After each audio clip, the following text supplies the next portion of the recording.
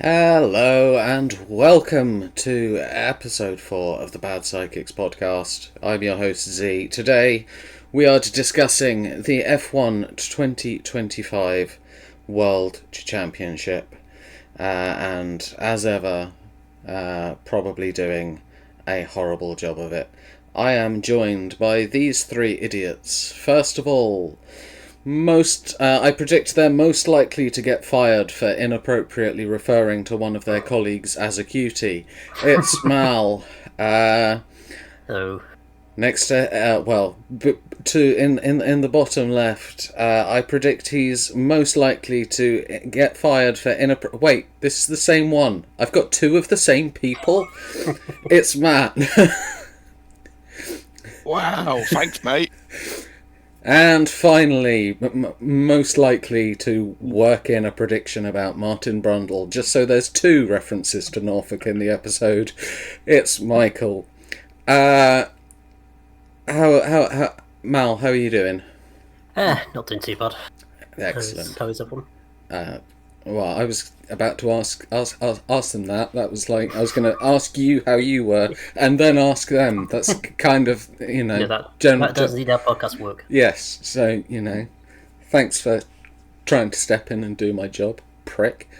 No worries. Matt, how are you doing? Had better days, had worse ones. Probably gonna get laughed at the building. So Monday, as I call it. Yes, I don't think we've ever done a podcast together where I haven't tried to laugh you out the building.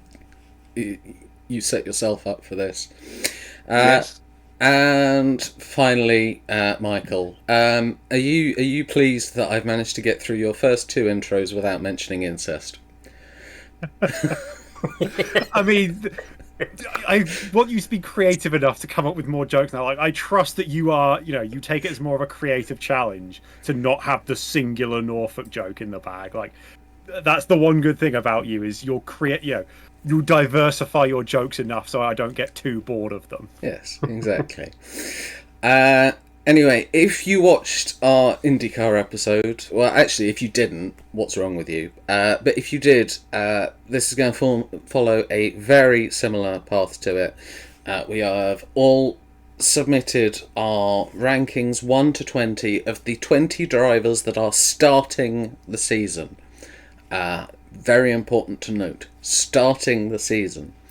And we'll quickly whiz through the more interesting points of those, and then we have some miscellaneous categories which we will see how much variation there is. Anyway, let's have a look at where we start. The one that stands out most to me at the very bottom is that's going to be Mal's. You've put Nico Hülkenberg to finish dead last this season. So I'm thinking this is somewhat of there's like two teams who are at the bottom, and I think honestly any of those could finish bottom. I think I put Hülkenberg just because he's in a Haas. Haas are a bit rare. But also I think might have a good season as a rookie. He might just have one of them like random good seasons in a crap car, and he thrashes Hulkenberg. Okay. Can I just? We've started the podcast well with one of us so-called experts saying that Hulkenberg is in a Haas. Not a Haas, fuck it all. What is it? The Sauber, the stake F1 team kick Sauber, whatever the fuck they're called. The green one. The green one, yes. Why is it Haas? Waiting. It's Audi waiting, yeah. Yes, that green one at the back. With the green at the back. Yes. Okay. Actually, it's mainly back at the back, mate, but let's not go there. Okay. We've got two do-ons. I think. So that's Matt and I, who I think have, both read the news that Doohan probably isn't going to last very long in F1. And Daddy said the last part because he's 6 foot tall, but that's about it. That's literally the only thing I can write about him being in this car. They needed to fill the seat. That was it. I mean, yeah. No, there's a lot of people saying that Doohan's contract is for 5 races, and he will be replaced by current, in inverted commas, reserve driver Franco Colapinto, which I think is likely. I think whether Doohan finishes last of the 20 original starters purely depends on whether he can get a point in those first 5 races. I'm going to say he can't. And then the other name at the bottom is Bortoletto. Michael, you've gone Bortoletto. What's your thinking? Yeah, it was. I think it's a bit of a combination of what's been said so far between the Sauber likely still being the worst car on the grid. It was pretty comfortably the worst car for most of last year. Testing doesn't seem like they've made big gains at all, really. They've got 2 very, very good drivers. I hate putting Hülkenberg and Bortoletto back there because they've got themselves a brilliant driver lineup in what's going to be an absolutely god-awful car. And I think they're going to want to be. But I think a lot of the teams are going to want to be wanting to switch as early as possible, looking at 2026 with the new regs and everything. But I think with it becoming the Audi team, like proper Audi Works team from 2026, they are not like. They're going to realise if to get caught back up this season, they are going to have to put in a lot more work than would be justified for maybe stealing 9th place. Whereas they're going to think, right, we're going to learn what we can from this year, get Bortoletto used to being in F1, and be ready for 26. And out of Hülkenberg and Bortoletto, Hülkenberg is just like Bortoletto is an incredible young driver, absolutely deserves to be an F1. Won the F2 championship last year, and up against a lot of other drivers, I'd be saying yeah, he'll beat him, but not Hülkenberg. Hülkenberg is so brilliantly consistent. He will get the most out of that Sauber.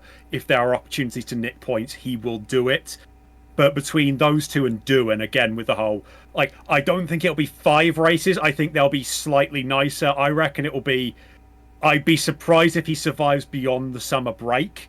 But I think Doohan, he's a good enough driver in that Alpine, which seems like it's the Alpine of the end of last year, not the Alpine of the start of last year, where it will be quick enough to get points in a few races, just without anything crazy happening. And Doohan is a good enough driver that I think he will nick enough points in that first half of the season whilst he keeps his seat to finish ahead of the 2 Saubers.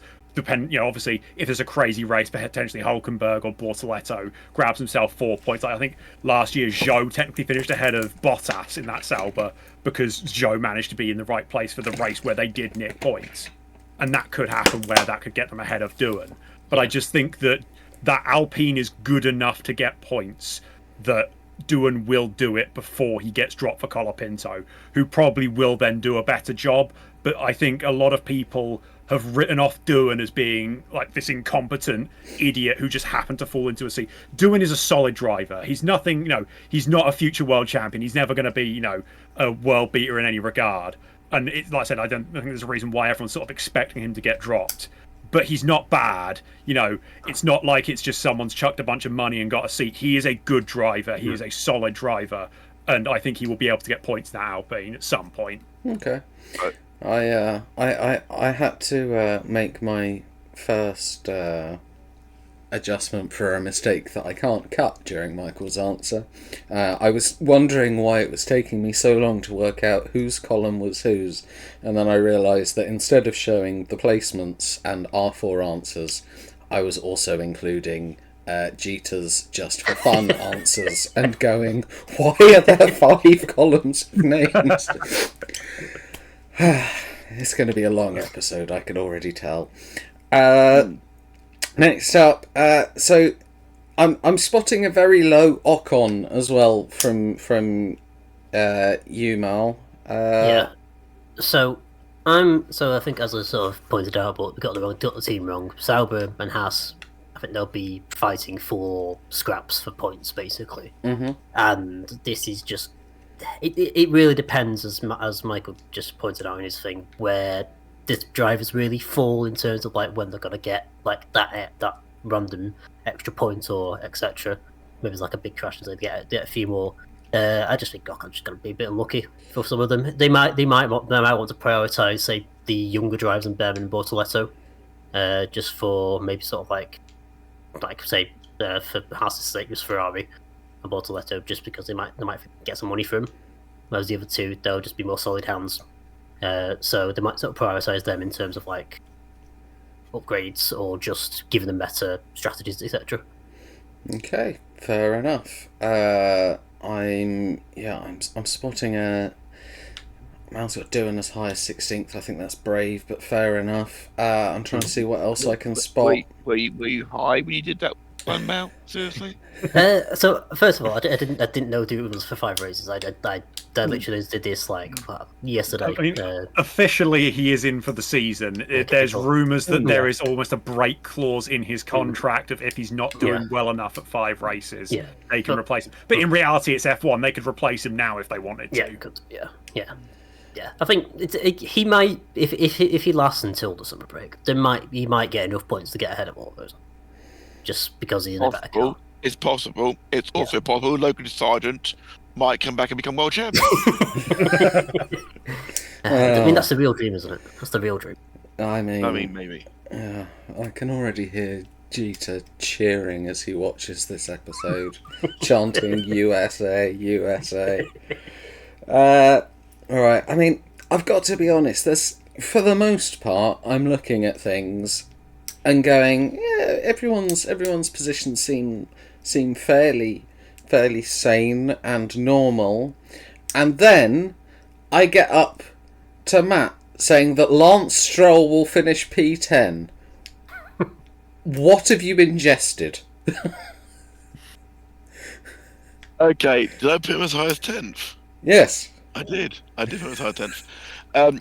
There is two very good. There's 2 words why he'll be that high. Adrian Newey. Oh, I thought you were going to say my hat. Oh no. It was this or Red Bull hat. I refused to wear that. Adrian Newey is the reason why he'll be that high. That's why Alonso is in front of both Mercedes on my list. I think Alonso will win a couple of races. I think Stroll will get a couple of podiums. For me, I mean, he's in there because Daddy owns the team. He wouldn't be anywhere near the F1 grid if I was a team boss. At some point, Lawrence Stroll is going to figure out that Lance has been coasting. I'm not sure what picture he has of that his dad doesn't want known to the world, but there might be something. I don't know. It's just weird that Lance Stroll is still there, and he's going to be in a decent car. We saw in testing that car was decent. Alonso was putting it right up there, and I know testing not always a yardstick to go by, but yeah, he's 10th for that reason, and because the other cars are not as good as that Aston. Okay. By contrast, I noticed that Alonso, who is without a doubt the better of the Aston drivers, Michael, you've got him lowest. You have him down in P11. You are seemingly not as convinced about the Newey effect. I don't think the Newey effect kicks in till next year, because he's literally, I think today is his first official day on the job. He's not worked on this 2025 car. He's probably not going to do a whole lot of work. I think that they might be a bit less bad at actually upgrading the car.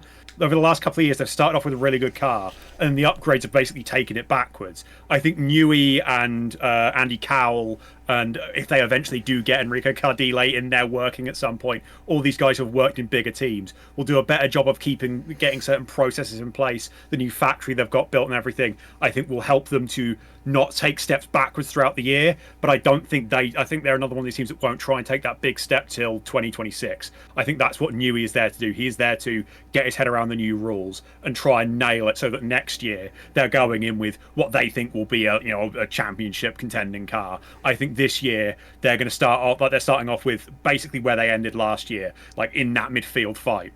And I think they'll just sort of stay there. Obviously, Alonso is a very good driver. Stroll, I think everything that can be said about Lance Stroll has been said at this point. Everyone knows why he's there, and he's this weird thing where the team at Aston just seem to be like they're not allowed to criticize him. They have to defend everything he does, even when it's blatantly his own fault. Like, spinning out and then beaching himself in Brazil at the start, before the race has even begun last year. So yeah, I think that car is going to be bang average this year. I don't think they're going to do too much. By the sounds of it, Alonso doesn't sound wildly confident that they've taken much of a step forward at all. I think they'll be a solid midfield runner this year, but then preparing for the Newey effect to kick in 26. Yeah, I mean, if I'm Fernando Alonso with what I expect to happen at Aston Martin this season, I have 4 words for him: Aston Martin branded deck chairs.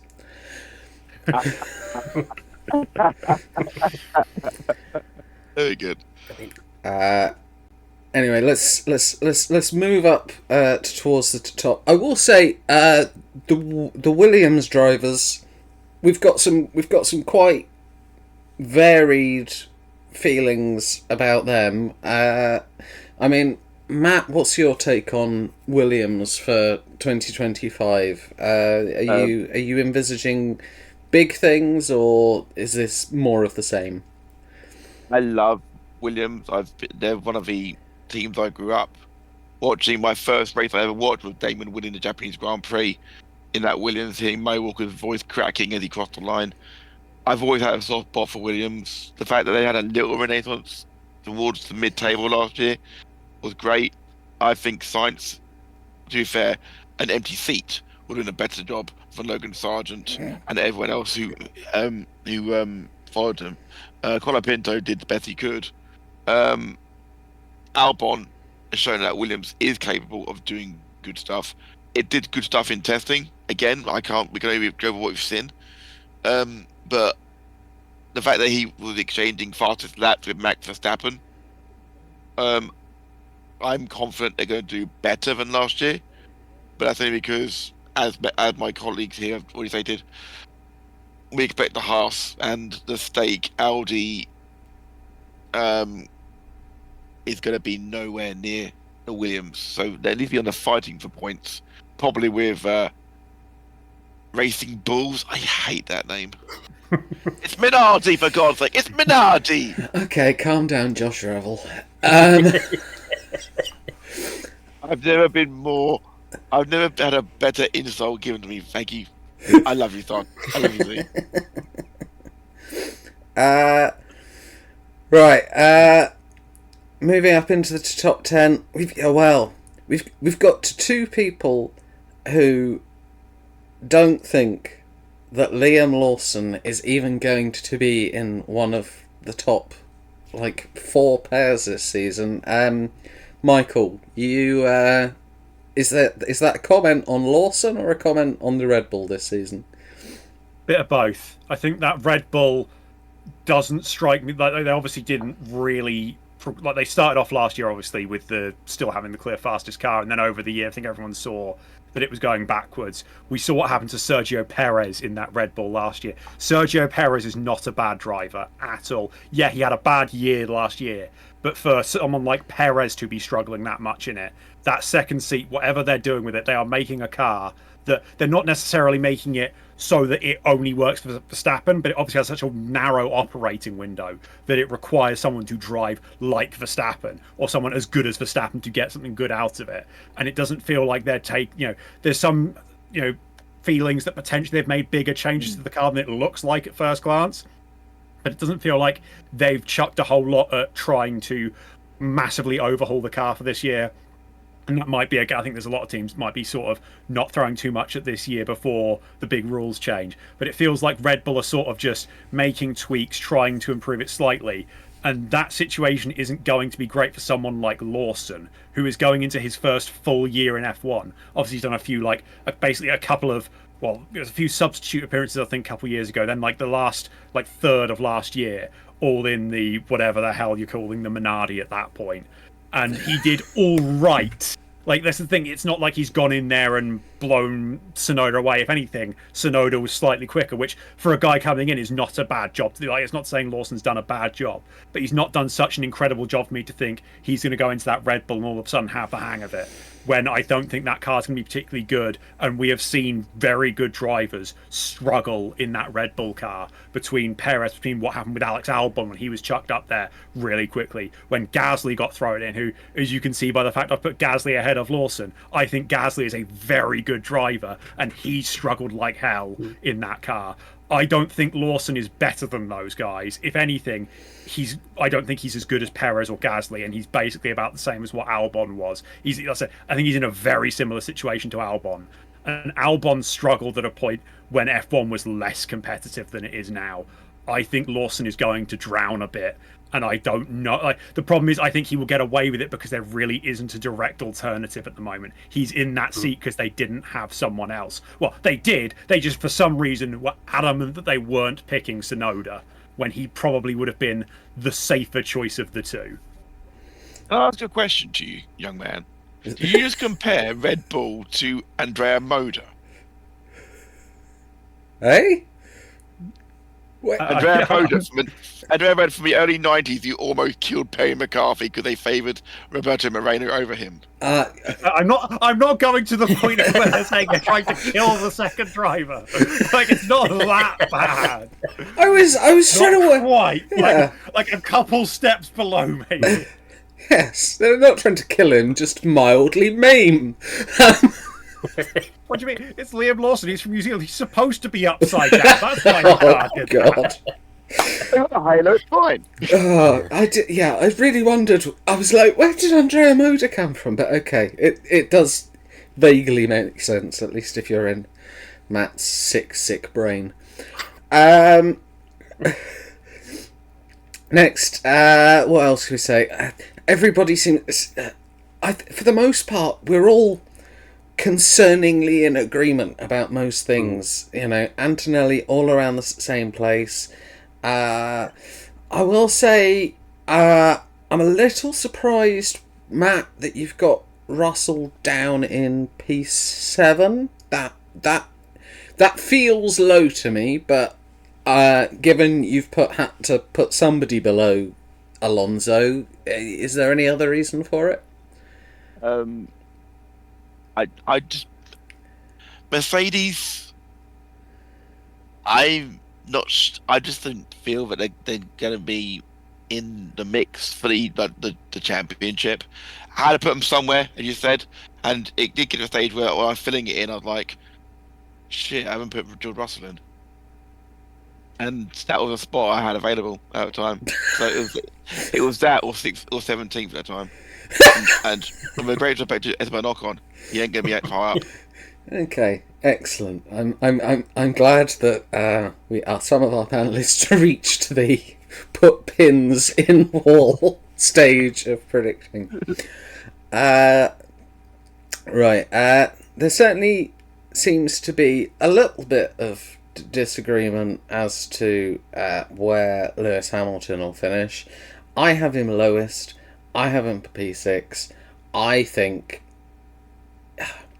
my issue is I just think he's lost his one lap pace. I think he's still very good at driving consistently and keeping a rhythm and doing what needs to be done during a race. But I don't think he's still got that dog in him that makes him like ruthless and on the edge over a single lap. And I think there's only so many places that you can make up qualifying in P11 or 12 every race, but we'll see. I will say purely because I'd managed to avoid mocking him for any of his takes now. According to Jeter, Lewis Hamilton will be the world champion this year. I think. I'm done. I mean, he's not here. We kept the same people on the show. He was just allowed to take part for fun. I definitely think that there is some strong Ferrari fan copium going on from Jeter, though, and There is no chance. Absolutely no chance. You can quote me on that at the end of the season.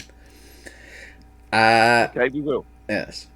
Then we get to these top 4 spots, and I will say it looks like between us we've got 6 different drivers in the top spots, but overall I think everybody but Michael has both of the McLaren drivers. Piastri down in P6 for you, Michael. Yeah, like that was also a late move. There's been a couple of these where I think today I went in and just swapped them around. I did originally have Piastri over Hamilton. I've then swapped it. I really cannot place what I think McLaren are going to do this year. I think they could easily romp to a 1-2 out of nowhere. You know, they won the Constructors last year. They're coming in as the favourites. But it's gut instinct, honestly, more than anything that's put Piastri that low. I can't fully justify it. He's an incredible driver. But the problem is there are so many of those. Like, that entire, top 6 are all proven to be, incredible Formula 1 drivers at this point.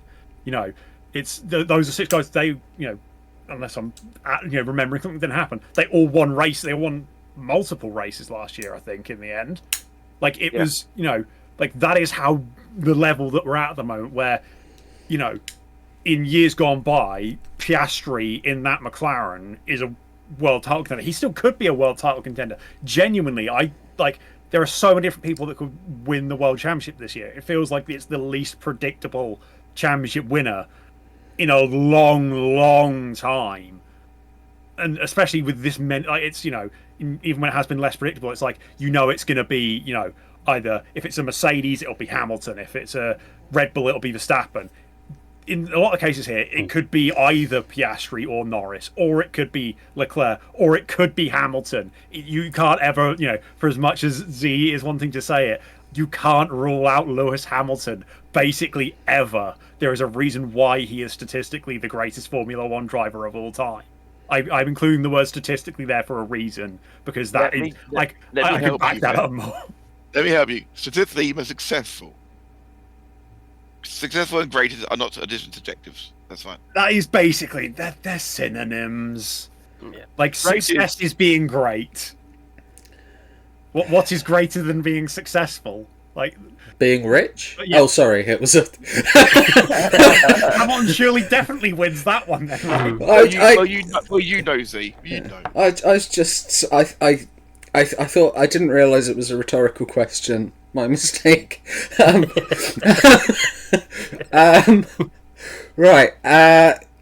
Nobody, including me, who will be still hoping that it does happen, and will be the only one hoping it does happen, has gone for Max winning another World Championship. Mal, is that a comment on the Red Bull being worse, or a comment on other teams getting better from you? Yeah, I think, as Michael says, there is a lot of people who could win this championship. The only reason I put Ferrari down is because, honestly, it's Ferrari. They had a bit of a Mary strategy last time. Might happen again this season, but that could very easily just be, if they get it right, they could easily be higher. For example, with that. But yeah, I think it'll be. I put the same top 3 of the top 4 as last season. Can I just interject quickly? You just said the reason I put Ferrari whilst we're looking at your prediction of Norris and Piastri in the top 3. Yeah. Sorry, I put Ferrari down as 5th and 6th. Sorry. Okay, right. Okay. Sorry, I put them down there because although they're good, they'll probably have a bit of a mare strategy wise. Because it's Ferrari. Okay. They're Italian. They're still Italian. I think that's the wording you're looking for, Matt. Yeah, pretty much. Ferrari's still in Italy. Yeah, but that could always, if they get their act together, but they're Italian, it could always change. I just think it'll be similar to last season in the terms of the drivers a little bit, where Norris will just sneak it out this time. They'll just have, I think, it is difficult to see what McLaren's going to do. I think testing they've done reasonably well in, from what I've read on the very few articles I've read. So I think he get out this time. But Verstappen's just Verstappen. He could just whatever he wants. Probably still win the title, to be honest. Yeah. With whatever car. Well, that's fair. Okay. And then in terms of the winner pick, we are split into two camps. It's either going to be Leclerc or Norris, which is, to be honest, my best indicator that Max could win again. But let's get into the Leclerc versus Norris battle. Michael, on behalf of Leclerc, why is this his year?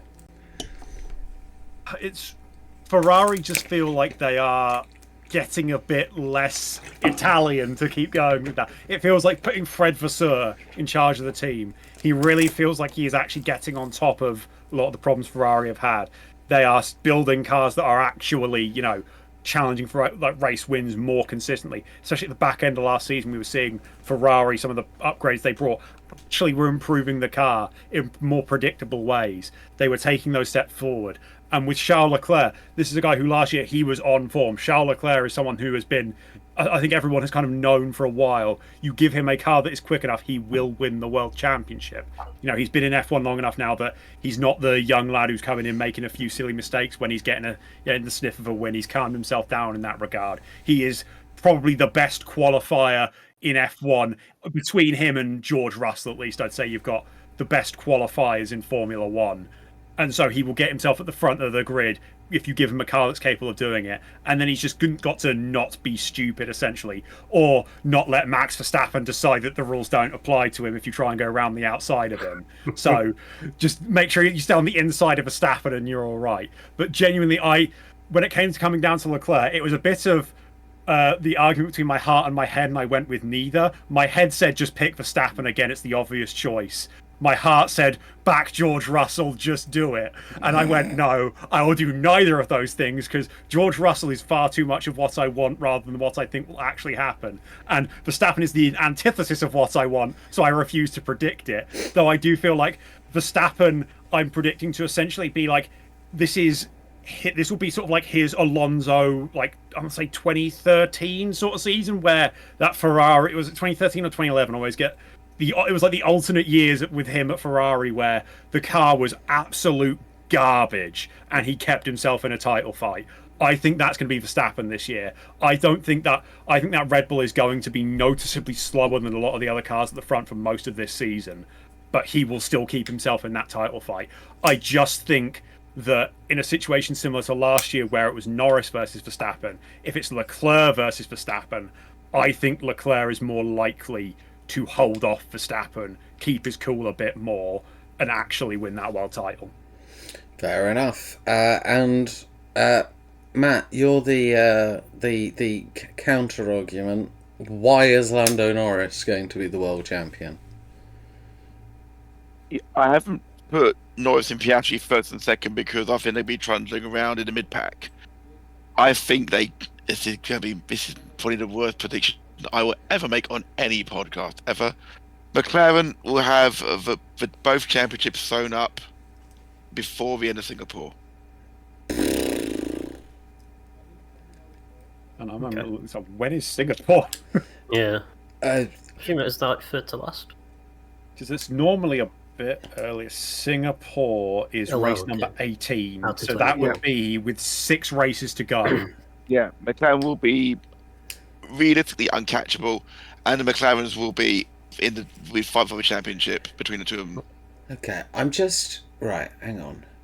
I'm trying to do the maths on this because this is I can't even remember how many sprint races are in the last 6. So let's 3. There's 3. It's 3 sprints. Okay, right. So that's a potential 44 times 6 plus 3 times 15, so that's 45. That's 279 points.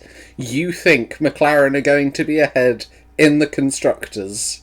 If you listen back to the tape, I said realistically uncatchable, not mathematically. So you're still looking at like 200 points, so like around 200 points clear if not Those at least like 150. There's something in the water. I just definitely feel that the McLarens are going to be pretty much having, provided they keep it out of all and out of the gravel trap and out of each other. He said. Yeah, that's the optimistic part. Yeah. And I think that McLaren is going to be uncatchable. It may start holding it back a bit, but yeah, I couldn't see past the McLaren, to be fair. I mean, it's not, to be fair, they're not exactly unattractive to look at either. It certainly makes press conferences much easier to watch, which is nice too. And to go to your point you made a moment ago about keep it on the inside of Verstappen, do you want to tell that to Lewis Hamilton in 2021 at Silverstone? Doesn't matter where he goes. If he wants to turn on you, he'll turn it in on you or turn out on you. Verstappen doesn't give a. Am I allowed to swear on this show? Do you or not? I mean, Mal already has repeatedly, so go for it. Yeah, I'm trying to adopt. How many? Yeah, Verstappen doesn't give a flying fuck. We can say it. He can't anymore. But yeah, true. Yeah, but that's the other thing we haven't considered. We haven't mentioned, of course, is that someone may actually be suspended before the end of the season for swearing. Yeah, fair. And that person will probably be Verstappen. Yeah, true. Okay. Or George Russell. So yes. So if anyone, it's Tsunoda. Also true. Oh, please. Who knows? Basically, either of the racing bulls actually. Hajar's not exactly calm. Yes. It's two very short, angry guys in that team this year. Okay. Well, I think we've exhausted our 1 to 20 lists. So let's switch to our other screen. Okay. We are on to our miscellaneous subjects now. Starting off with constructors and well,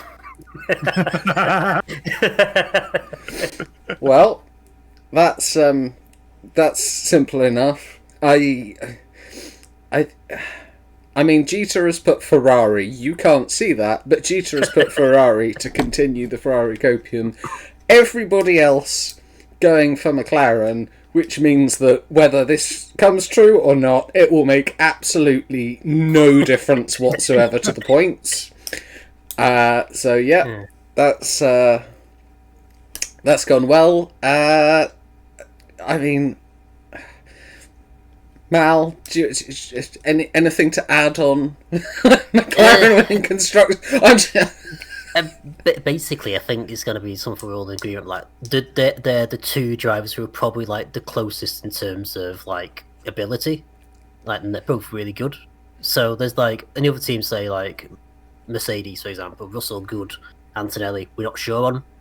And Ferrari, well, depending on where they're going to finish, they might be a bit further down. Red Bull, say Lawson, we all think he's going to finish like. Sort of 8th or 9th. Yeah, it is only really McLaren we can go for, isn't it? Really? Yeah, unless you're Jeter, of course. Yeah, of course. Yeah, I did think at least one person would go for something else, but apparently not. So let's move on to race winners. Now, if you didn't watch the IndyCar episode, the way this works is that it's a risk-reward question.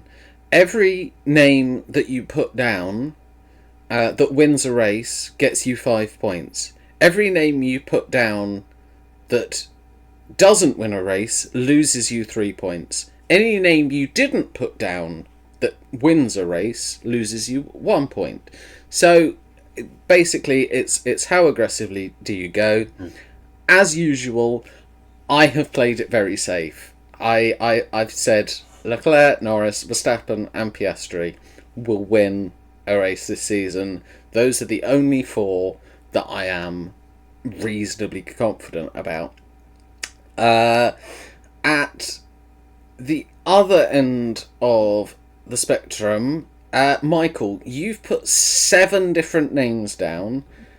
That is as many as you put down for the IndyCar episode, which famously has a lot of different winners. Hey, I'm being optimistic this time. I did originally have. This is another one of my late little additions. Was Antonelli, because the other 6 I'm relatively confident of. Antonelli's the bit of a punt. I reckon it comes late in the year. He's one who traditionally, when he's been in the junior categories, takes a bit of time to get settled in, into the new car, into the new racing, category as a whole, and into the new team, obviously. But I just feel like he, over the course of the year, and just how quick he is a reason why Antonelli is so hyped. I don't think he'll be super consistent over the year. That's why I still got him lower down in I've got him, when I was trying to plan it out, he was a very comfortable 7th behind that top 6. I don't think he'll have the consistency of the others, but I think he's got the pace to nick a win. It was one that I thought, you know what, I'm going to go big. I'm going to go with 7 race winners over the season. And I just feel like Antonelli is that extra one that will have the machinery to do it and the talent to do it as well, just over one weekend rather than necessarily over the whole race season. Okay. I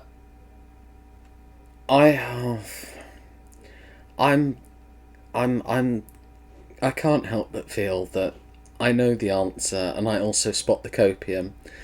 Matt, you've gone for Fernando Alonso winning a race this season. You remember earlier when you said, I don't know what's in the water? Or no, you said that I've got a feeling there's something in the water. I'm beginning to think that might be vodka.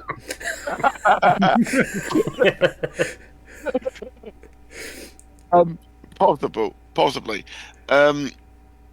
Alonso is a driver who he's still got his quality. We've seen that at times. I do believe he won't just get 1 win; he'll get 2 wins. For the season, because he's savvy enough to capitalize on safety cars and red flags. He also good usually at staying out of the way when other guys are tripping over themselves. So he's the sort of person who can pick up a win or 2 here and there. I'm reminded of when he was driving that terrible Renault back in 2008. Forget about Crashgate. They all created that, of course. They thought it wouldn't win a race, and then promptly won the next race on merit at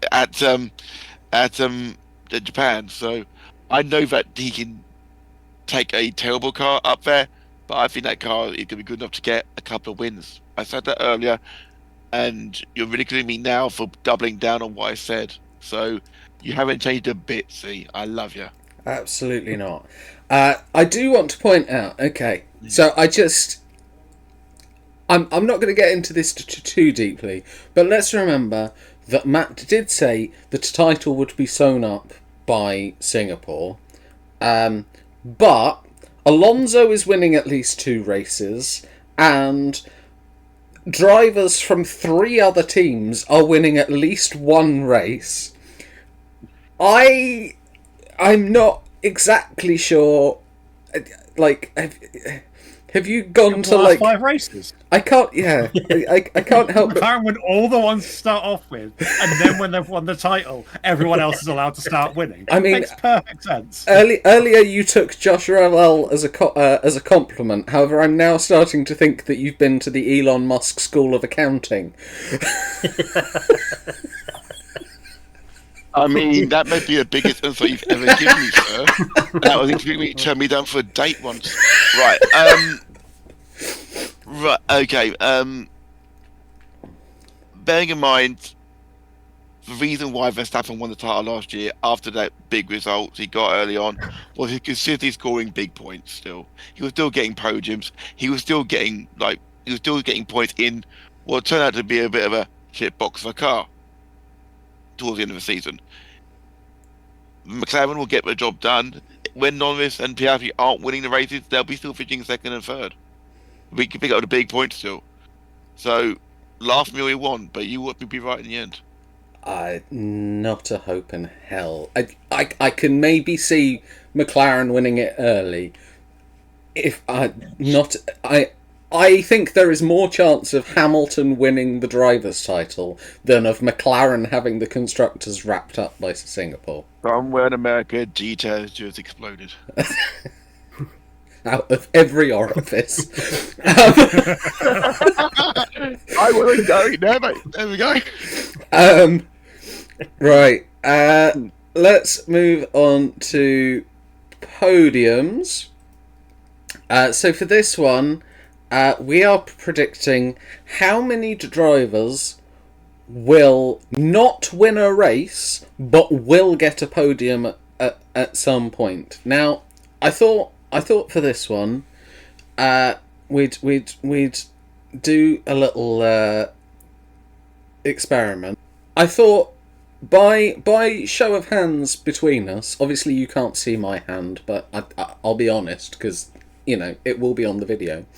I thought we'd look at who we actually think will get at least a podium this year. So if you think someone's going to win, still put your hand up for them. I'm just trying to do a rough count of how many different podium finishers we actually think there's going to be this season. So I'm going to do it on the alphabetical order of the wiki. So if they appear to be slightly in a weird order, so just raise your hand when you hear a name that you think will get a podium this season. Jack Doohan. Pierre Gasly. Okay, that's mine and Michael's up. Fernando Alonso. I'm going to say no just because it'll irritate Matt, but I'm like 50-50. But still, that's two drivers that we have said could. Lance Stroll. Okay, even Matt's not claiming Lance Stroll's going to get a podium. Excellent. Charles Leclerc. Lewis Hamilton. Okay. Esteban Ocon. No? Okay. Oliver Behrman.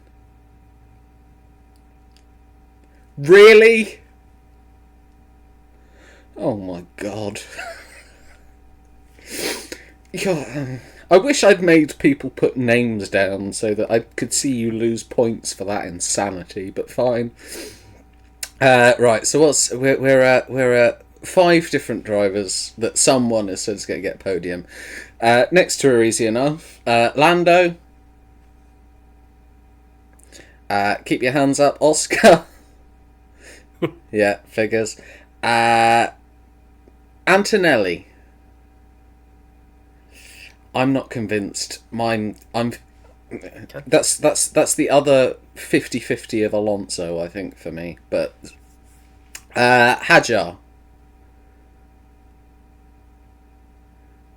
Sonoda. 2 Sonodas. Oof, wow. Yeah, I think he'll get a couple. Yes. At this point, like everyone thinks Yuki is my main guy now. I adore Yuki, but I can't see it. But Matt has raised his hand, so that's there's. How are McLaren managing all these podiums when everybody else is getting on the podium? That's what I'm interested in. Right, Verstappen.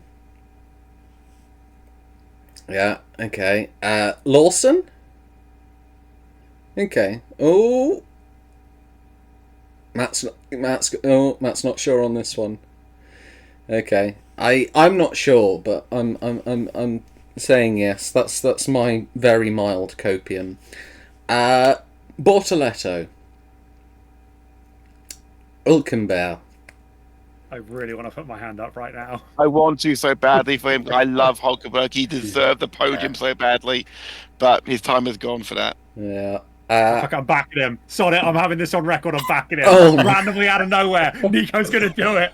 Nico Hulkenberg. No one else will back Nico Hulkenberg. Nico Hulkenberg is the Martin Brundle of F1 nowadays. Martin Brundle got so podiums. the best guy there. Okay. That's what that means. He's Also- the best one. Matt, maybe you didn't pick this up from his introduction. Do not bring up anybody from Norfolk. He will go You're on not about. allowed to diss Martin Brundle. It is against the law here. And then finally we've got the Williams drivers, Alex Albon. 2 people saying yes to that one, okay, and Sainz. I have a sneaky feeling Sainz might get one, so I'm with you two on that one. Okay, so we've said 12, 13, 14, 15 of the 20 drivers, according to the 4 of us, are going to possibly get one podium. So in theory, the numbers should add up to about 15. I've got 4 winners and 5 podium finishers, so that's 9. Mal 12. Matt 10. Michael 11. So that's. At least it's going to be an interesting season if all of us are right. Anyway, let's move on. So this is teammates. So this is as a percent. Interesting. Okay, which team were you trying to go for, Matt? And I'll edit it for you. I appreciate you editing on the fly, as it were, young man. I think that's going to be Aston Martin.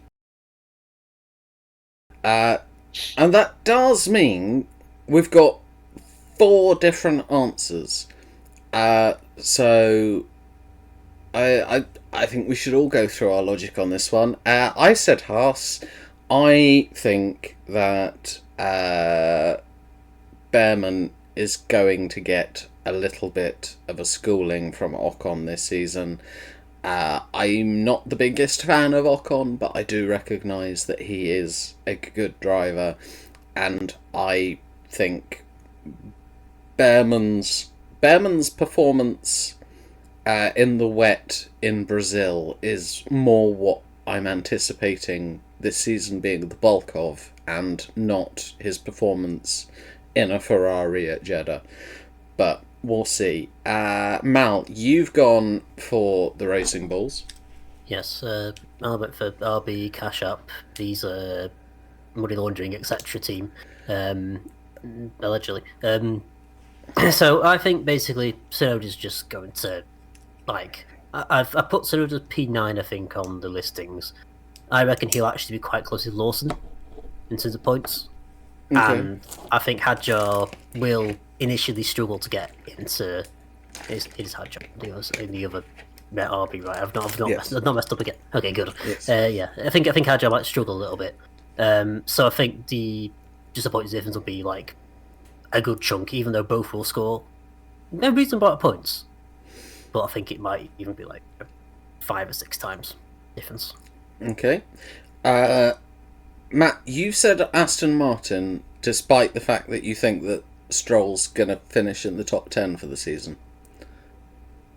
I still think Alonso will outscore him massively. Doesn't mean that just because if he's a top 10 doesn't necessarily mean there's going to be a lot of points for people below him. Okay. Michael, you've gone Alpine. This is an interesting one because whilst I specifically made the 1 to 20 between like the original drivers, for some reason with the teammates one I was more thinking like, car versus car.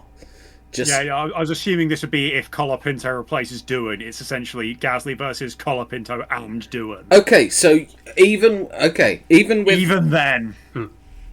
And is that a comment on Gasly or a comment on the other two?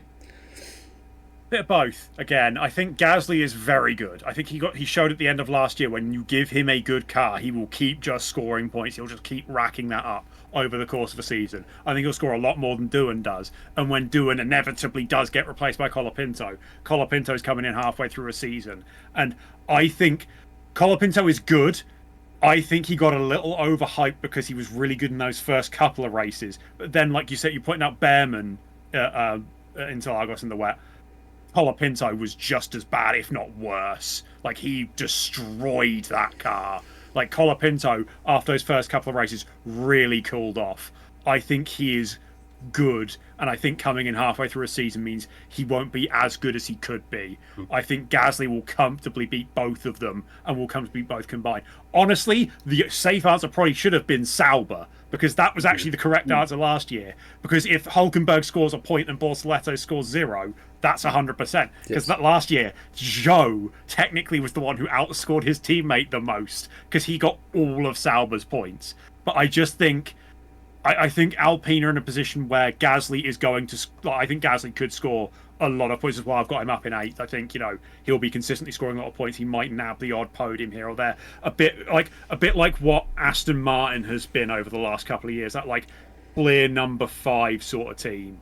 I think that's where Gasly's going to get a lot of points. And that instability in the second seat is what's going to sort of make it so that there's going to be a lot less points. Compared to, I do just get the hunch that both Saubers will get a point because they've got 2 very good drivers. Fair enough. Right, next up, we move on to retirements, and... we've got very different numbers here. So this is the total number of retirements across every race this season. It's is it a 24 or 25 race calendar? 24. 24. Matt, you're saying that there will be an average of under 1 per race. Yep. Do you feel... Were you being bold, or... Well, go bold or go home. I do generally feel... We've seen how reliable the cars are nowadays. Gone other days where the car will make it under a chip shop on a good day. These cars very, very rarely break down. I mean, Verstappen's mechanical failure took everyone by surprise in Australia last year. For it as an example, we don't get a lot of mechanical retirements, particularly early on in the season nowadays, because they spend so much money and so much time making sure these cars are reliable. Mm-hmm. I'm aware that you can't always take into account people retiring due to spins, Lance Stroll going for a beach holiday on the parade lap, these sorts of things. But I just think that this year we're going to see a lot more people staying on track, even if it means that the mobile chicanes known as the Saubers and Haas's do get more screen time for their sponsors. That be about it, though. Okay. I think for once I'm actually playing a safe bet for a change. Okay. I think personally you've been a bit kamikaze for a change. Here's the thing. I think most races will have one mechanical issue. So, that gets you to 24. And then I just think there's going to be 3 or 4 races where it's wet, or there's a pile up at the first corner or something. I thought about 2 a race feels like it averages out, but it's definitely it's a much wider range than I was anticipating, but that's gonna make it interesting following along. Safety cars. How many safety cars or VSCs there are going to be this season? Specifically, we have said if a VSC is upgraded to a safety car, that's still just 1, and if a yellow flag gets upgraded to a red flag, it ceases to be a yellow flag. It is just then a red flag. So, once again, it's Matt and I that are the polar opposites, but the other way around this time. I feel like one race is about right. I mean, we had a run of, I think it was 10 races without any last season, and then obviously you have the odd race where most of it seems to be behind the safety car, but I think one a race is reasonable. Do we need to clarify something as well regarding VSCs? What about them? Well, VSCs are also deployed sometimes in practice and qualifying, and they don't count obviously towards this. Yes, correct. Because otherwise, it would be double otherwise. Yes, indeed. Quite easily. I'd say you could put about half of them down for Lance Stroll. I was going to say, we're like 21 of the 23 retirements, just Lance Stroll forgetting to brake. I mean, to be fair, I genuinely hope. I mean, I didn't actually played the F1 23 game with Scott with the Devon Butler's team. I generally feel that is literally Lance Stroll. It's genuinely Lance Stroll. Lance Stroll is Devon Butler. The guy only has a job because he is still not deaf. Spoilers for anyone who hasn't yet completed Breaking Point 2. Which was I did love, but clearly thought he has. Right. Yeah. 39, I feel maybe was a little bit high looking at your guys' scores. But at the same time, VSCs can be deployed and put away again relatively quickly nowadays. I mean, as Martin Brundle does say on commentary all the time, we don't leave cars out on track anymore. They used to do it all the time in the 90s. Yeah. Notably, I remember vividly seeing Verstappen's car sitting there at the Belgian Grand Prix, coming through Blanchimont. They would never fucking do that now. Yes. Right. Red flags. Same thing, but actual red flags. Okay, Matt's gone high again. I'll come back to him in a minute. Michael, you and I have both gone for 3, but I haven't let you speak for a while, so. Yeah, so I just want to give a quick bit of perspective for it. So I did the usual thing after I've written them down. Just check that my numbers made sense looking at last year's. I believe retirements last year was 41.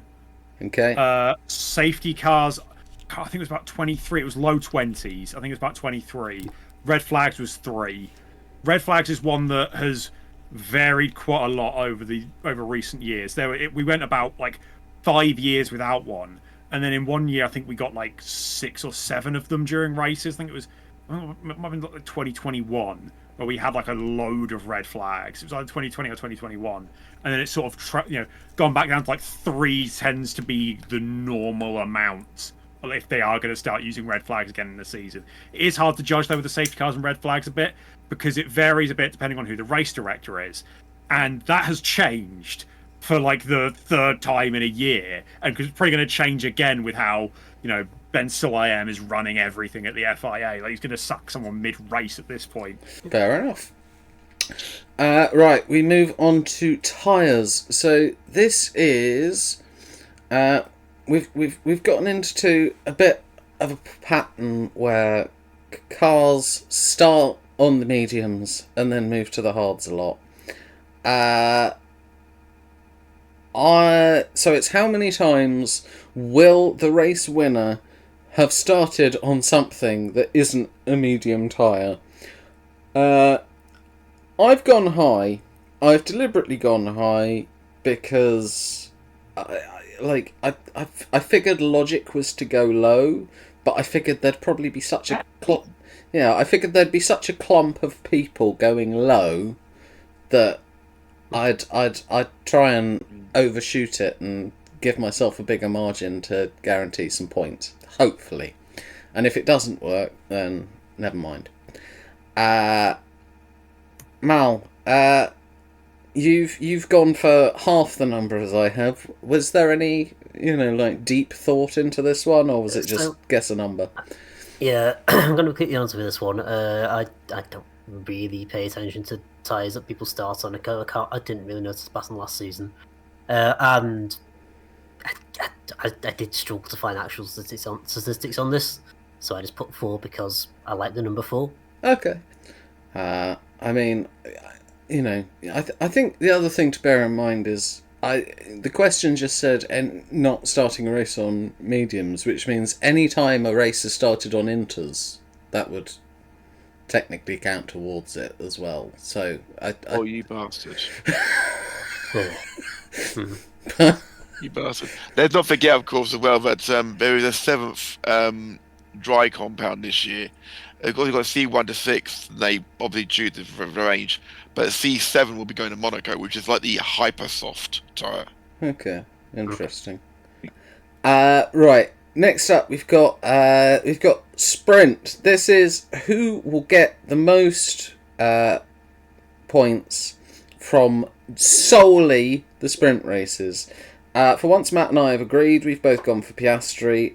For me, Piastri just seemed to do really well in the sprints last season. Mal, you've gone for Max. Yeah, I'm going to put a second. I think he did quite well in the sprints last season, did he? Yeah. So I think just repeat that again. Again, he's quick. Okay, and Good in quick races. Michael, you've gone Leclerc. Yeah, I mean, sprints usually just come down to who's going to qualify at the front in the sprint qualifying, and Leclerc is going to. I've said I think he's going to have a very good car this year, and he's the most consistent qualifier of the guys who are normally up the front, which means he's most likely to be at the front for the sprints, and no one's going to be stupid and try dumb overtake. So, yeah, I think Leclerc just put himself in the best position to win the sprints. Okay, right. Next up, we have title decider. This is the race at which we think the title will be mathematically tied up. Matt, you've put Abu Dhabi. I thought you were saying it would be done by Singapore. What? I said McLaren would have both sewn up. I didn't say which McLaren. Huh? The constructors will be sewn up by Singapore, but because you could have Piastri and Norris on level points, but they're both so far ahead of everyone else. McLaren will win the Drivers' Championship, but we don't know which McLaren will win the Drivers' Championship until Abu Dhabi. Okay, Exactly right. Fair enough. Yeah, I mean, method only my Magnus. Okay, yeah. Mal and I also saying Abu Dhabi. I think it's going to be a good season, even if it ends up being like a 2-horse race. I still think it will be a close one. Mal, do you agree? Yeah, I think it won't. I think it won't be as close as it was last season, maybe. But I think it will still be mathematically in the question between Norris and Verstappen at the end. I think it'll be like one of the things where if Norris doesn't get any points and Verstappen wins, he wins. Fair enough. But yeah. And Michael, you've said Qatar. Yeah, so I'm not every time I feel like it's going to go to Abu Dhabi, it doesn't. I think it's optimistic to feel like these are going to go to Abu Dhabi. I've been optimistic elsewhere. I haven't with this one. I was originally going to say, I think, is it Las Vegas, the one before? Yeah, Las Vegas is the third to last, was my initial one. And then I thought, actually, no, maybe it goes a bit longer, because I think Qatar being a sprint obviously means there's a bit more points up for grabs. So I think it might just fling on until Qatar before it gets fully signed up. It's just usually you find one driver does start to pull away a bit. Like, even if they are, say, only like 30 points ahead, that's still done, before the last race of the season. It's still a close season to go that far. It's not like, the old days of, Verstappen winning it in Japan, or when Hamilton was winning it seemingly about 20 laps into the first race of the season. We are getting actual title fights, but I still think one way or another someone will just pull clear, because a lot of times when if you've got two people in the title fight, like we saw last year, the guy chasing might have to just push themselves a bit too much, and it will go from, if they win this race, it's down to like 5 points or whatever, but because they push it too hard trying to get that extra position, they screw it up and get nothing. So I just feel like the chasing driver will push a bit too much, and it will just peter out a bit earlier than it would have done otherwise. Okay. Okay, and now finally, as always, we're going to the bonus predictions. So these predictions, we get to decide how many points there were. It turns into chaos. People start, advocating for themselves. Let's see what they say. Right. Let's start with Matt's. Matt, Yes. you are going for an all-British podium at the British Grand Prix. Yes. Is that optimistic patriotism? One, we haven't. I don't believe I've seen mine in my period of watching F1. I don't remember all three British drivers being on the podium at a British Grand Prix before. Since 1997 anyway. I would imagine it would be Norris, Russell, and Hamilton, but Behrman could always get his podium there as well. It all depends on how chaotic the race is. Okay. So Norris, Russell, and Hamilton as a podium specifically at the British Grand Prix. I think that might be one of the more optimistic predictions we've seen. More than one of my colleagues here who thinks about a race so it's every Ricky's gonna score a point. Oh well, yeah. So I genuinely think that it's unlikely enough, because we've said before that a 5-point up or down penalty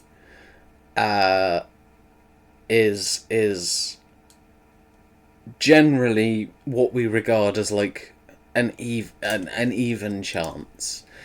A sort of 50-50 bet. We kind of go 5 points up, 5 points down, dependent on whether it happens. There's some negotiation. We've done differences between the ups and the downs. There's room for negotiation. I'm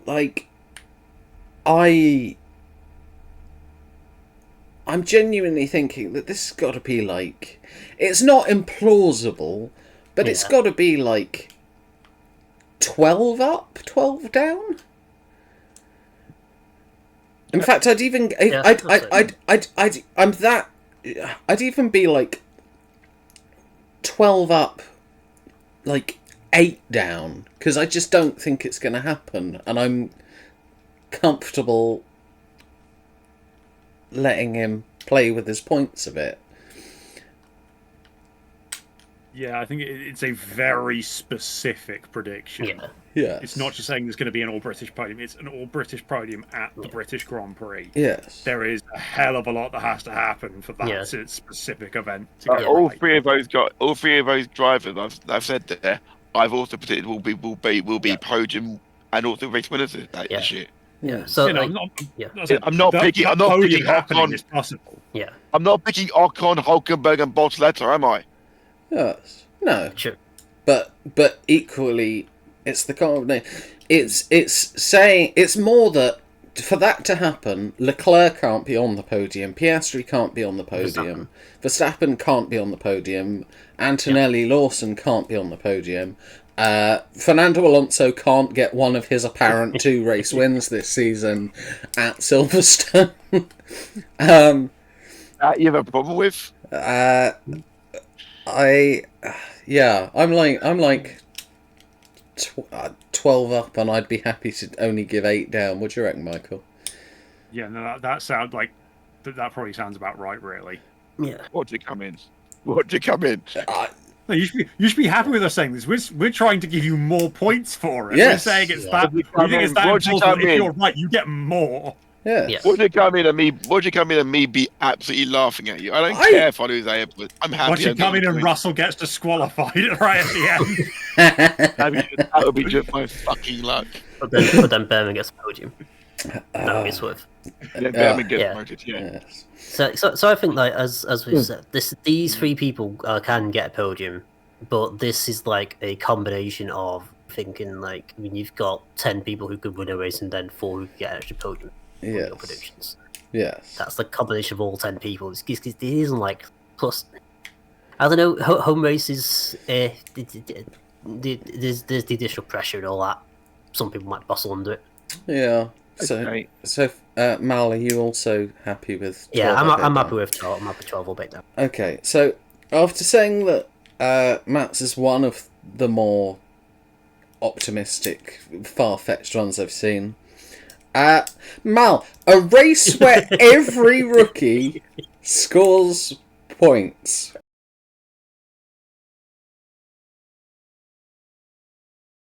That helps, guys. Here is what my offer would be on this one, because I think it's that unlikely. I'm speaking specifically about the miscellaneous page, not the 1 to 20 page. If that comes off, I am willing to double every point you get on the miscellaneous page. If it doesn't, I will half it.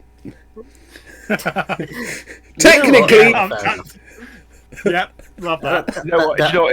If it comes off, you deserve to win it, mate. Yeah. You know, that is also a complicated way of determining points. So I'm in for that, along with this incredibly complicated. Yeah, bonus because point. we've got to keep track of it, not us. Excellent. Right. Okay. This, I think, is going to be another one that might require some discussion. Michael, you've gone for Alpine is sold.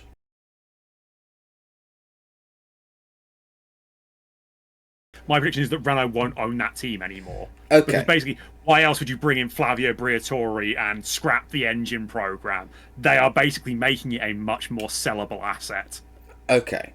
Yeah. In which case, I think there's a.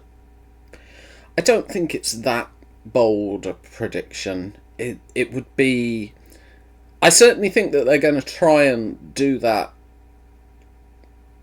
It's either going to be this season or it's going to be before the 2028 regulations. That's the debate for me. It's not whether they'll do it, it's exactly when they'll do it. I don't think it's quite a 50-50 chance. I'll give you slightly better than that. I'd give you like a 7 up, 6 down. I mean, Mal, any Some- thoughts? Sensible, like this is like, yeah, I think. Yeah, you say it'll be where the chain exchange. So this season is a possibility. I think this is the most likely prediction out of the ones we've done so far. Yes. I was about to say the same That thing. wasn't hard. Yeah, This it's not isn't hard, this isn't just most likely, but if you believe what you read, David Coulthard said that the team is up for sale. So it's a case of when, not if. Yes. The fact they're going to be using Mercedes engines from next season as well means it's not actually be a Renault next year anyway, which means why do Renault care? They're advertising clothing with it. Yes. That's. I don't disagree with any of your points. I They're just not think it's Benetton anymore. yeah. I just think it's whether it's this season. That's what makes it not a 50-50 to me. I think it could take until next year or 2027 to actually push it through. I mean, to speculate, you could speculate anyone could possibly buy the team. With regards to like manufacturers and stuff. So my throat is going because I'm so sorry. Given that 2026 regulations, obviously we've got General Motors coming in next year, obviously with the Corvette brand. Cadillac. Cadillac, I do apologize. So yes, I'm a fan. Thank you, great to me. I appreciate that.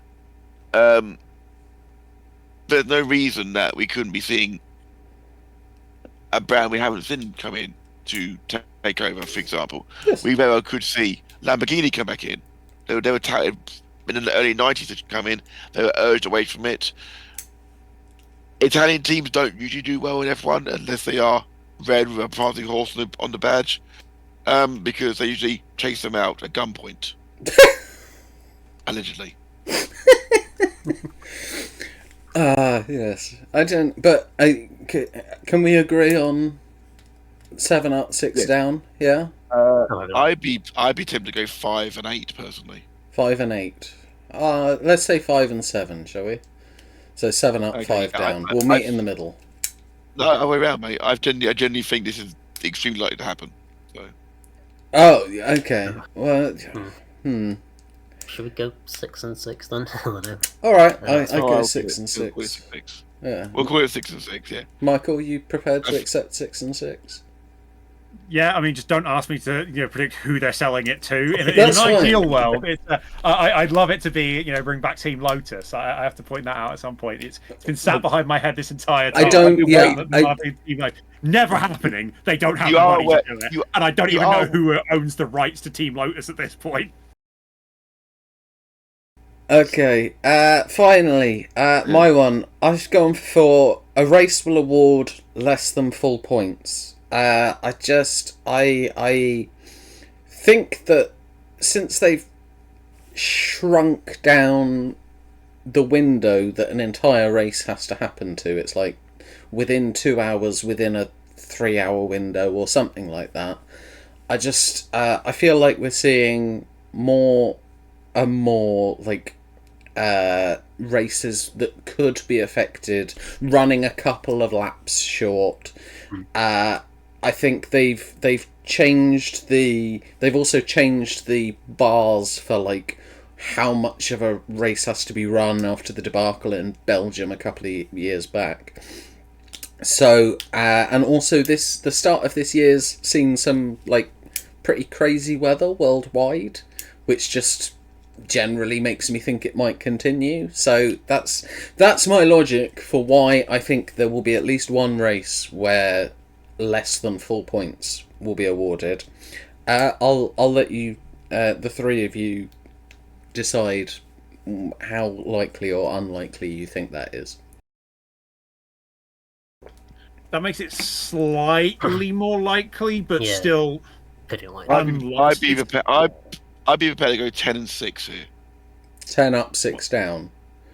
Yeah. Okay. Just clarifying that was... maybe stretch it, if anything. I was saying, just Okay. to get a sense of scale again, what was the all British podium? What did we give that in the end? 12 and 8. I'll go there. Yeah. 12 and 8. Okay, so it's I think this is probably more likely than an old podium. oh yeah, no, 100% it's more likely. But I didn't want to. I was trying to remember what points we gave Ignore that. the So fact that I we picked go 3 left. race winners. Yeah. I feel maybe 10-6 isn't the worst then. I think 10 and 6 sounds about right. Yeah. Given Okay. how infrequently it's happened. You all Yeah. in agreement? Yes. Okay, yeah, I'm prepared to accept that. And so, with that, our predictions are set in stone for the 2025 season. Thank you, gents, for joining me. Mal, Matt, good debut episodes from you. Michael, you were here. And we will be recording another episode later in the week, which will be the Oscars review episode. Whenever this one's out, that one should hopefully be out within a week of that. But for now, let us know what you think. Whose team are you on? Whose prediction do you think is most likely? If you back the right person, you have a chance to get shouted out in a future video. If you've made it this far, drop a like, drop a subscribe if you haven't already. And remember, until next time, be big mystics, not big mistakes. See you all soon. Bye.